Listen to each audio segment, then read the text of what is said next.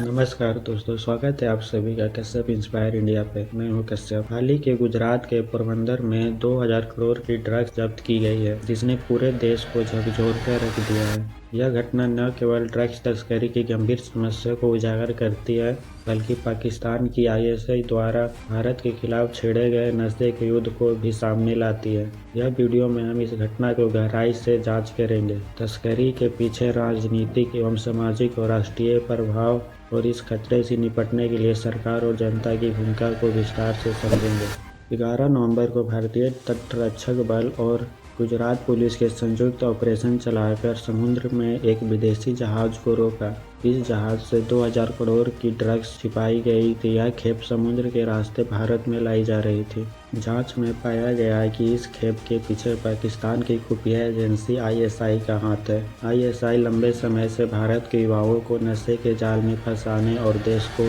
कमजोर करने की कोशिश कर रही है। ड्रग्स तस्करी का पैसा आतंकवादियों को बढ़ावा देने में इस्तेमाल किया जाता है। यह पैसा आतंकवादी संगठनों को फंडिंग का एक मुख्य स्रोत है। ड्रग्स तस्करी सिर्फ एक आर्थिक अपराध नहीं है, इसका असर हर परिवार, हर व्यक्ति और पूरे समाज पर पड़ता है। भारत में ड्रग्स तस्करी के लिए विशेष क्षेत्र और मार्ग बनाए गए हैं। इसमें गुजरात, पंजाब और उत्तर पूर्वी क्षेत्र प्रमुख है। हमारी सुरक्षा एजेंसियां पूरी सतर्कता से काम कर रही है। तटरक्षक बल, नारकोटिक्स कंट्रोल ब्यूरो और कई बड़े ऑपरेशन चलाए हैं। चलिए इस मामले को थोड़ा डिटेल में समझते हैं। ऑपरेशन को एनसीबी, नौसेना और गुजरात पुलिस के आतंकवाद रोधी दस्ते एटीएस के संयुक्त रूप से अंजाम दिया। नौसेना के एक प्रवक्ता ने नई दिल्ली में कहा कि भारतीय नौसेना ने एनबीसी और गुजरात पुलिस के साथ एक ऑपरेशन के तहत संदिग्ध जहाज को रोका, जिसमें ड्रग्स जब्त हुआ। उन्होंने कहा, इस साल नौसेना का समुद्र में यह दूसरा बड़ा सफल समन्वित मादक पदार्थ रोधी अभियान है।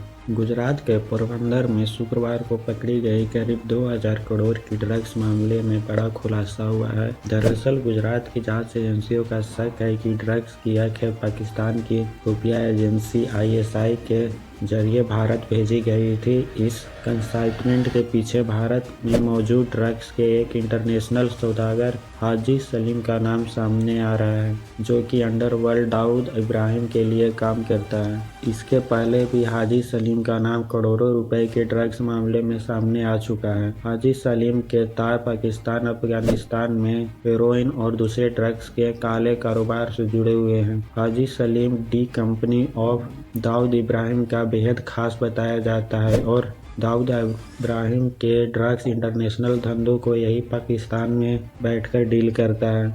इसी वजह से Haji Salim narcotics control bureau NCB और कई देशों की जांच एजेंसियों के रडार पे है। इस संयुक्त ऑपरेशन के तहत शुक्रवार को गुजरात के पोरबंदर के करीब भारतीय जल क्षेत्र में लगभग 700 किलोग्राम मादक पदार्थ जब्त किया गया था और 8 ईरानी नागरिकों को भी गिरफ्तार किया गया था। एनसीबी के अधिकारियों के अनुसार जब्त किए गए मादक पदार्थ की कीमत अंतर्राष्ट्रीय बाजार में 2500 से 3500 करोड़ रुपए के बीच हो सकती है। एनसीबी ने एक बयान में यह कहा कि ड्रग्स को लेकर भारतीय जल क्षेत्र में घुस रहे नॉन रजिस्टर्ड के लिए खुफिया जानकारी के आधार पर सागर मंथन का नाम से एक ऑपरेशन शुरू किया गया था। बयान में कहा गया है कि संदिग्ध जहाज की पहचान की गई और नौसेना ने शुक्रवार को उसे रोककर मादक पदार्थ जब्त किए। एनसीबी ने कहा, भारतीय जल क्षेत्र में लगभग 700 किलोग्राम ड्रग्स की एक खेप पकड़ी गई है। इस अभियान के दौरान 8 विदेशी नागरिकों को भी गिरफ्तार किया गया, जिन्होंने खुद के ईरानी होने का दावा किया है। एनसीबी ने कहा कि 8 लोगों के पास पहचान से जुड़ा कोई दस्तावेज नहीं है। ड्रग्स तस्करी से लड़ने के लिए सरकार और सुरक्षा एजेंसियां अपना काम महत्वपूर्ण रूप से कर रही है, लेकिन जनता की भी भूमिका उतनी ही जरूरी है। यह लड़ाई सिर्फ सरकार या एजेंसियों का नहीं है, हमें मिलकर इस खतरे का सामना करना होगा। ड्रग्स सिर्फ एक व्यक्ति को नहीं, पूरे समाज को बर्बाद कर देती है। इस वीडियो को शेयर करें और चैनल को सब्सक्राइब करें और ड्रग्स के खिलाफ अपनी आवाज उठाएं। साथ मिलकर हम भारत को नशा मुक्त बना सकते हैं। जागरूक रहें, सतर्क रहें और इस लड़ाई का हिस्सा बने। धन्यवाद।